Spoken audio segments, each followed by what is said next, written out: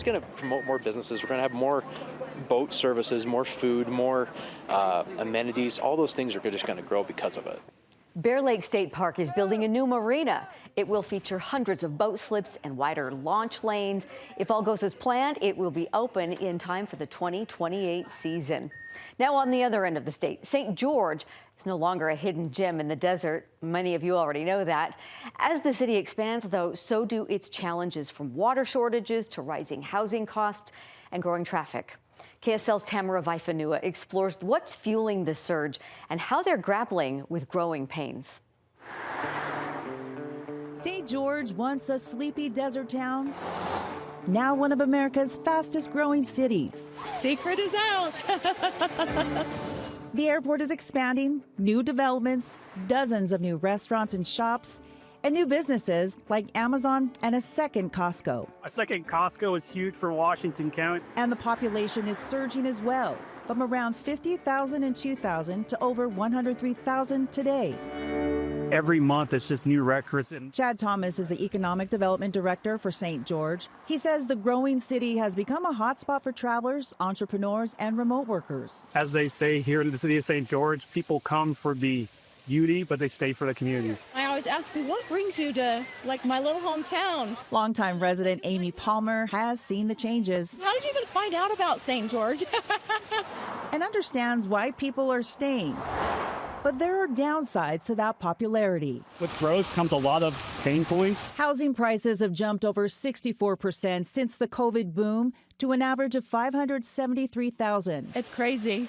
Big houses on top of each other. Those who can afford to buy are often from out of state. Indiana was the number 3 spot for most people coming to St. George. Local real estate agent and podcaster Robert McFarland says they come with money to spend. About 40% of the home sales in Washington County are cash. Pricing out younger home buyers. I have 2 younger boys and my daughter, and they're in a townhome, but my other 2, they're like, I don't know if we can afford to even a starter home. I would definitely consider it a crisis. Carol Hallwell runs Switchpoint, a nonprofit helping people on the edge of homelessness.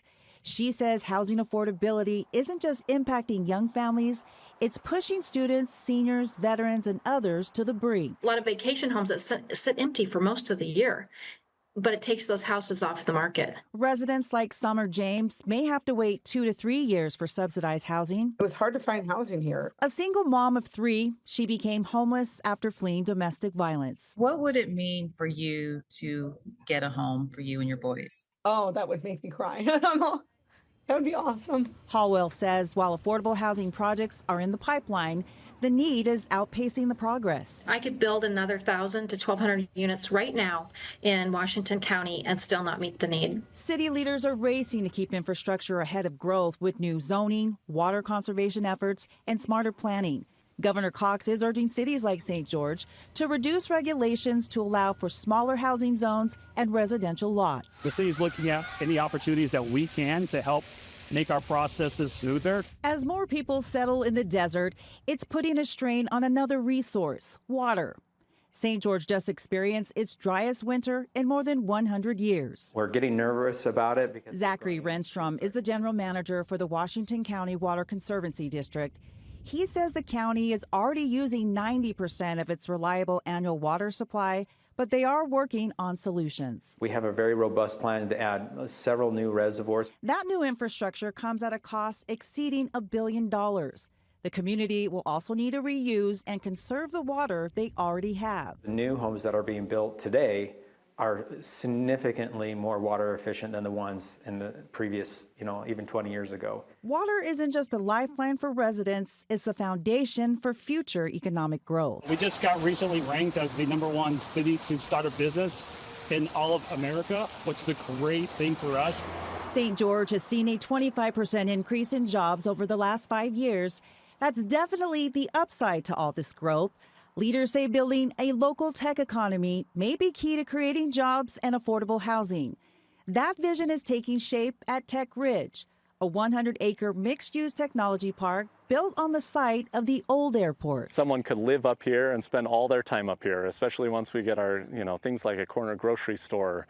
All of those aspects are things that I think people want. That is cool. Thank you, Tamara. That does it for us on Sunday Edition. We hope that you'll join us next week. Stay tuned for music and the spoken word.